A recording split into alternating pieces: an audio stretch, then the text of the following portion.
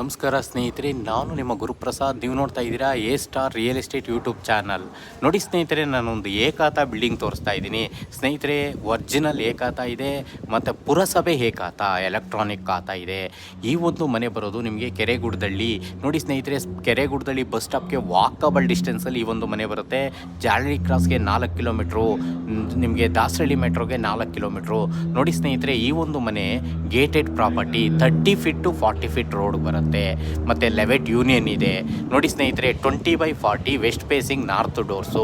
ನಿಮಗೆ ಕೆಳಗಡೆ car parking, ಅದ್ರ ಮೇಲ್ಗಡೆ 4 BHK ಡೂಪ್ಲೆಕ್ಸ್ ಮನೆ, G+2.5 ಇದೆ.